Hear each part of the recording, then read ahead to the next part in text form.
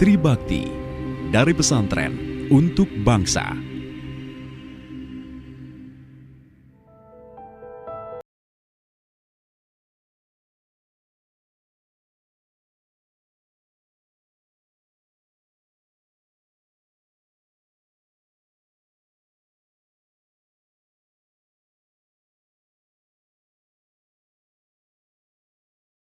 Makhrus Ali lahir di Dusun Gedongan, Kecamatan Astana Japura, Kabupaten Cirebon, Jawa Barat, dari pasangan Kiai Haji Ali bin Abdul Aziz dan Hasinah binti Kiai Said pada tahun 1906.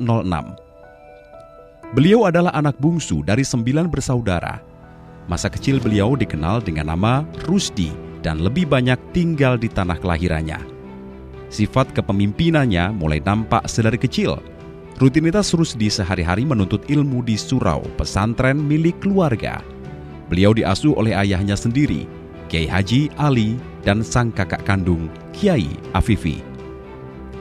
Menginjak usia 18 tahun, Kiai Haji Makhrus Ali melanjutkan pencarian ilmu ke pesantren Panggung, Tegal, Jawa Tengah, di bawah asuhan Kiai Mukhlas, kakak iparnya sendiri.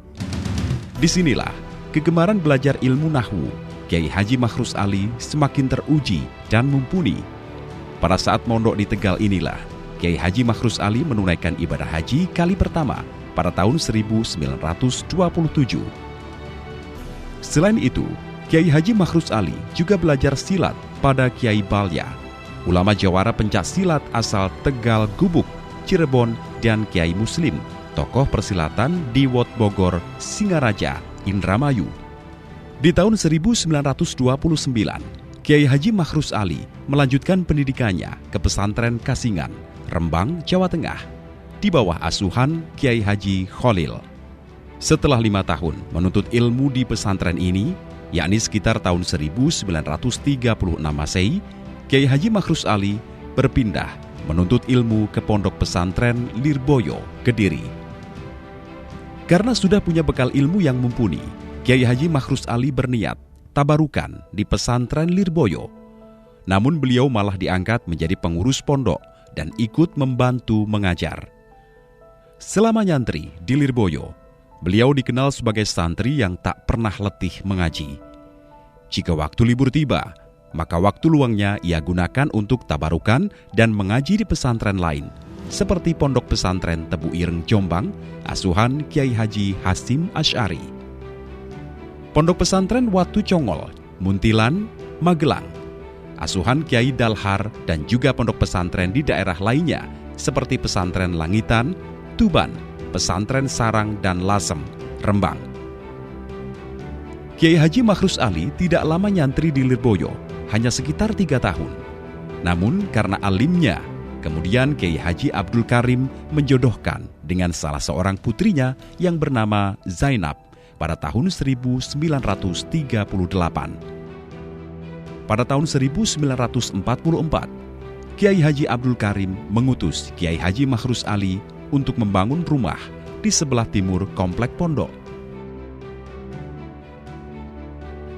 Kiai Haji Makhrus Ali adalah sosok orang tua yang memperhatikan pendidikan putra-putranya. Selain mengaji di pesantren, juga minimal berpendidikan setingkat SMA. Bahkan, almarhum Kiai Haji Imam Yahya Makhrus pernah mengenyam pendidikan di Universitas Islam Madinah. Demikian juga almarhum Gus Harun adalah lulusan Fakultas Ekonomi Universitas Gadjah Mada.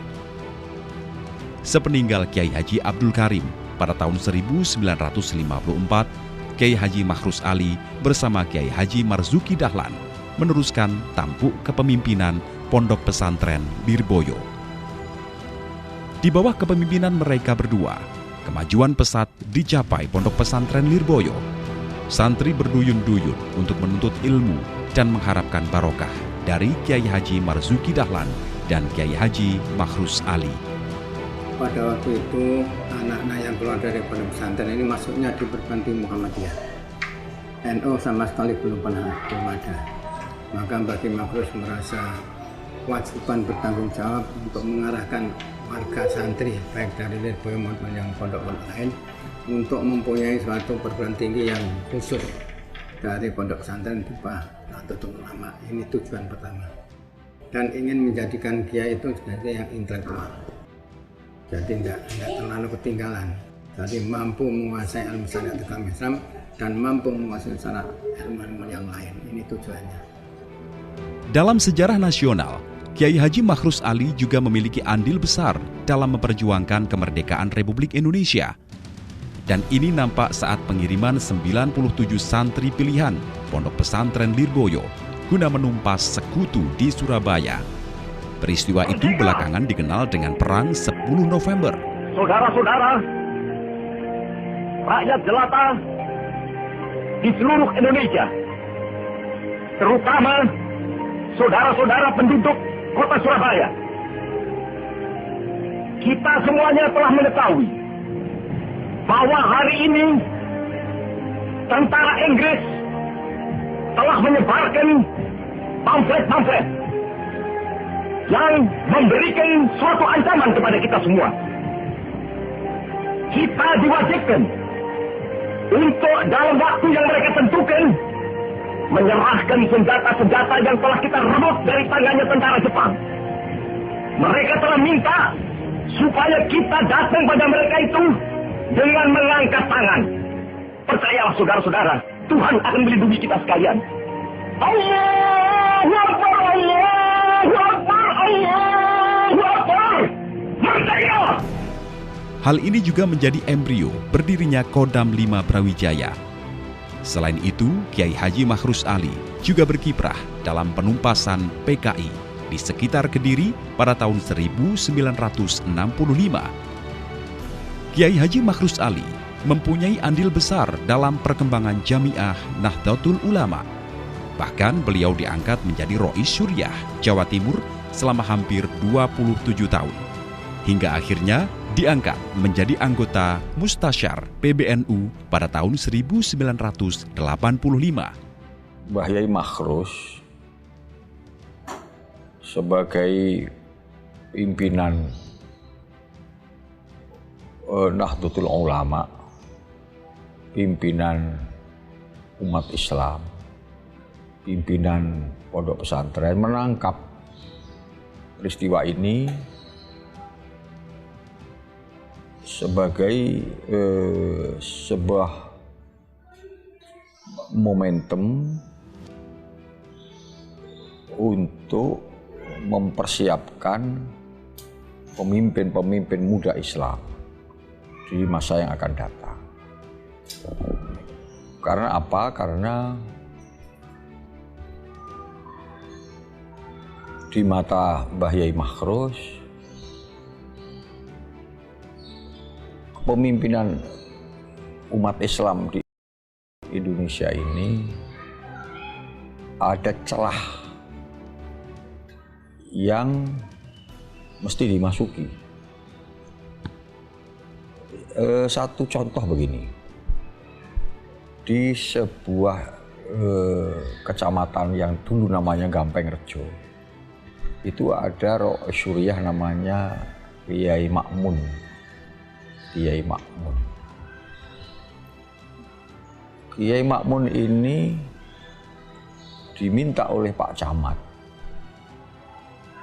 untuk mengisi jabatan-jabatan, apa itu namanya lurah, apa itu staf kecamatan, apa itu namanya pamong desa, yang asalnya itu diisi oleh orang-orang PKI. Karena PKI pada waktu itu akibat gerakan G30 PKI itu akhirnya PKI itu hilang semua, sehingga banyak sekali jabatan-jabatan kosong. Nah, Kiai Makmun itu diminta agar supaya warga NU ini bisa menduduki posisi-posisi itu. Banyak sekali posisi itu, mulai dari staf kecamatan, lurah-lurah,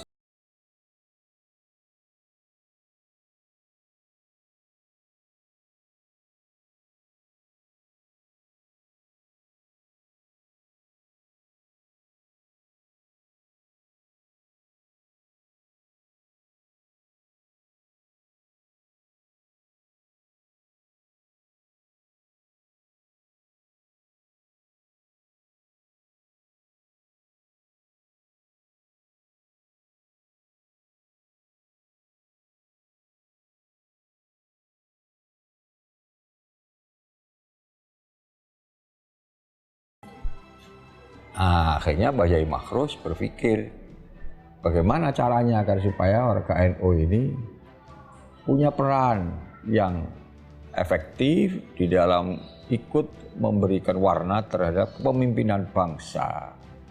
Bahkan di tangan Kiai Haji Makhrus Alilah, pada tahun 1966 lahir sebuah perguruan tinggi yang bernama Universitas Islam Tribakti. Dari kultur yang alim, beliau menggagas intelektualitas pesantren yang dimilikinya. 30 April 1966, Sivitas Akademika Universitas Islam Tribakti Kediri memulai pendidikan serta pengabdian pada masyarakat. Perkuliahan pertama dilakukan di Balai Desa Bandarlor, Kecamatan Mojoroto, Kota Kediri.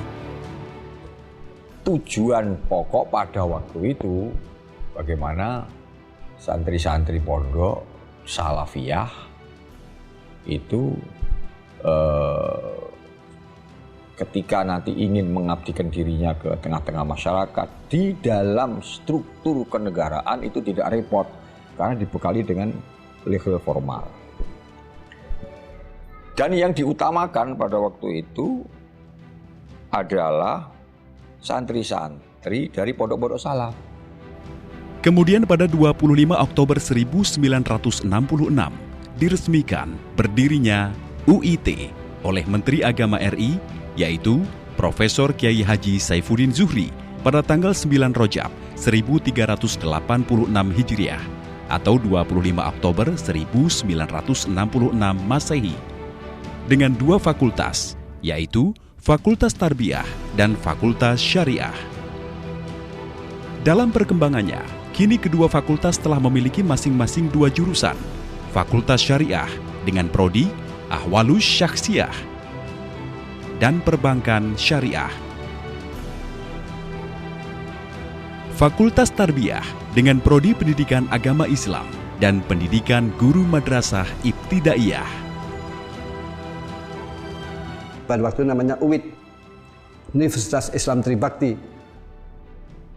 Kalau di Jakarta ada Trisakti, di Kediri atau Lirboyo ini ada Tribakti.